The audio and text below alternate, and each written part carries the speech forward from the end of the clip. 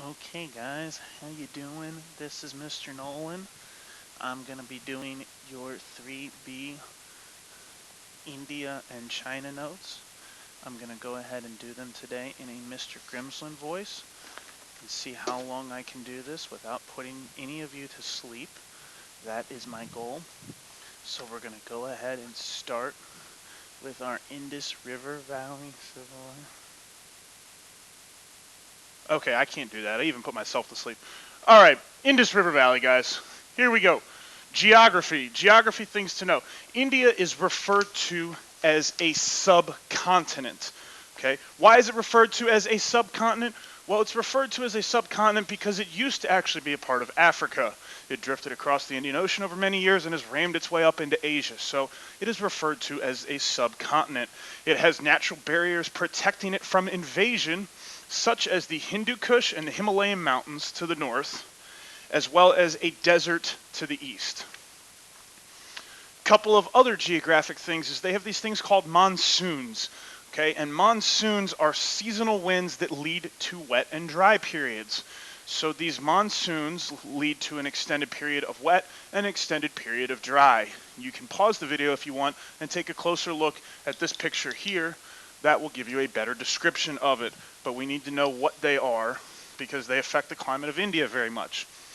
Also, the Indus and the Ganges River are going to have yearly floods, which brought silt for agriculture, unpredictable flooding, and the rivers are going to change course. So they do have the yearly floods, just like we had with Mesopotamia, just like we had in the Nile River, that are going to bring silt and make for good crops.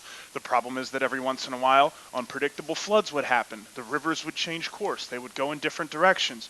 You get lovely things like this recent photo here. All right, moving on from geography. Societal advances. All right, in India, we have this crazy idea called city planning, and specifically city planning on a grid system. All right, so very much like if you've ever been to a city in Florida where you've got all the letters A, B, C, and D Street, and then you have all the numbers, first, second, third, and fourth. It's a grid, okay? These cities are more complicated than Egyptian or Mesopotamian cities. They were more thought out ahead of time.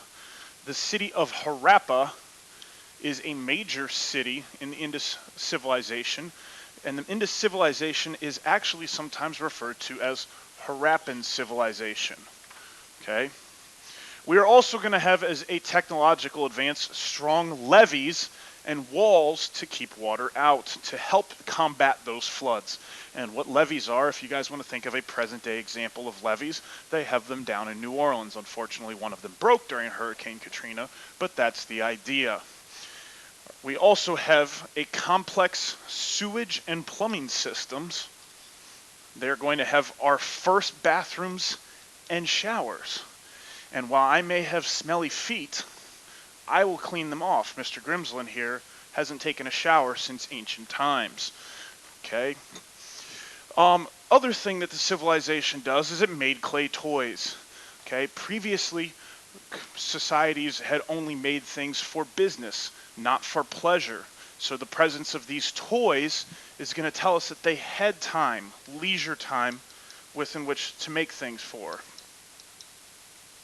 Moving on.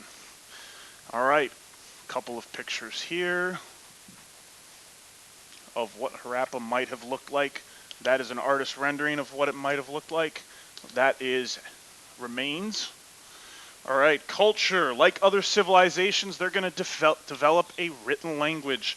Unfortunately for us, that language is indecipherable, which means we cannot read it. As you can see here, we've figured out Archaic Sumerian. We have figured out hieroglyphics from Egyptian. We have not figured out the Indus River Valley's language.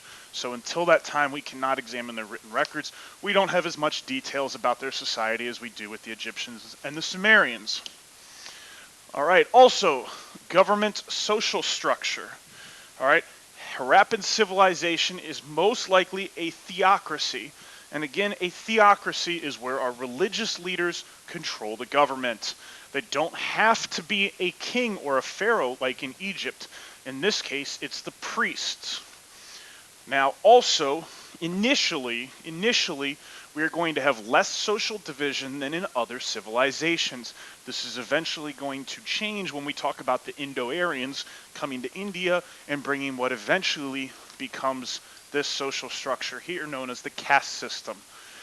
Now, the basic social structure that they had on the top, they had religious leaders, gods like myself, merchants, landowners, commoners, and poor slaves like Mr. Grimsland. All right, moving on. Chinese River Valley Civilization. Okay, the Chinese River Valley Civilization, as you can see, is obviously in China. All right, geography. Two rivers that make up the Chinese River Valley Civilization, the Huanghe and the Yangtze River. Sometimes you'll see this referred to as the Yellow River. All right. These rich deposits of silt that they called loess. Okay, so loess is again our silt. Note, that's a theme across all four of our river valleys. The rivers flood, they leave fertile soil. That's part of the reason that these were able to survive along these river valleys. Now, China has disastrous flooding. It's known as China's sorrow. Okay, so the floods in China were not peaceful like they were in the Nile. They would come, they'd destroy entire cities. Now, initially, China is isolated from the rest of the ancient world and has little trade with other civilizations. So they're isolated. They develop separate from everyone else. So when we start talking about early trade later on this year, China's one of the last ones to get involved. And then they have natural barriers. So you have the Himalayan mountains. You have the Gobi Desert to the north. You have other deserts, as you can see in this picture here. You have the Taklamakan Desert, or the Taklamakan Desert. I can't pronounce it. You have protections. But throughout time, we are going to have invaders able to get through. This is eventually going to lead to the creation of a giant structure known as the Great Wall of China. All right, so we have natural barriers. They're not completely protective, and they're going to lead to frequent invasions. So frequent invasions. Moving on, societal advances in China. Their cities are built mostly out of wood. So we've been talking about mud, brick, and stone in a lot of other places. China has advanced and used wood. Okay, upper classes are going to live within the walls of a city, and the peasants or the lower classes are going to live outside. If you think about it that way, that is where the farming is. So the peasants and Mr. Grimsland are living out in the farmlands, whereas the upper classes get to live in nice houses with me. Societal advances continued. They have a system of writing. Each character is going to stand for a syllable or sound. Okay, the advantage here is people in all parts of China could learn the same system of writing, even if spoken language is different. This is good for unification. The disadvantage to this is there's a lot of characters that they have to get. Another societal advance, and these are big ones here, our first coined money system. So this is the first time when we've moved away from a barter economy where trade is involved. We have coin money. So instead of me having to have something to give you back that you want, if I'm trying to get corn from you, I have to have something that you want to make that trade. Now we have coins, we don't have to do that. The other creation we have is we're going to have roads and canals to help stimulate trade and agriculture. Now, trade and agriculture does not mean that there has to be trade between civilizations. We're just talking about trade within what we know as Chinese civilization. All right, also in the government here, we have this concept here known as the mandate of heaven. Okay, the mandate of heaven means that divine approval is the basis of royal authority. So the emperor held his power because it was the God's will for him to be in charge. Okay, we have this other term called a dynasty, which is a ruling family. So when I am the emperor, when I die, my son will become the emperor. And after my son becomes the emperor, when he dies, my grandson, and so on and so forth, and it stays in that ruling family. Also, social structure.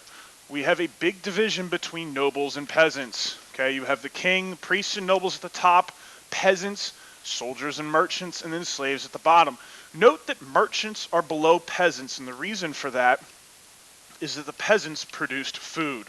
So they held peasants to a higher standard than merchants. Also in China, family is the central unit of Chinese society. Okay? A lot of Chinese religions that we will talk about in our next unit have to deal with ancestor worship. Ancestors are linked to religions. They have a large amount of respect for parents and elders. It's a very respectful society. We'll go over that next unit. Those of you who've seen Mulan, in Mulan, she prays to her ancestors and asks for help. All right, and then back to the mandate of heaven, this idea is we have something in China that's called the dynastic cycle. Okay, the dynastic cycle. So what we have with the dynastic cycle is this throughout history, this process that each dynasty will go through. Okay, so it'll start with a new dynasty is born, and the new emperor makes changes to the government and other systems such as education to make an empire run smoothly. So my dynasty comes into power, I make changes and intelligent things to make the government run smoothly. Everything is going to work for quite a while, a couple hundred years. Eventually, over time, 200-300 years down, the government is going to become corrupt, normally by money or power. From there, famine or a natural disaster might occur, something that the emperor has no clue of. But the thing is, famine or natural disaster was seen as a way that the gods were lashing out against that emperor. So that would be a sign that the gods no longer gave the mandate to the emperor, and the commoners would lose their faith in the government. Commoners eventually become tired of problems in their empire, and it's going to lead to a revolt. After the revolt, the dynasty is considered to have lost the mandate of heaven, and then the current emperor is defeated, and a new one takes his place, and then we start the cycle over again. This pattern goes on throughout Chinese history for thousands of years. And that's all for this video, guys. Thanks. Catch you later.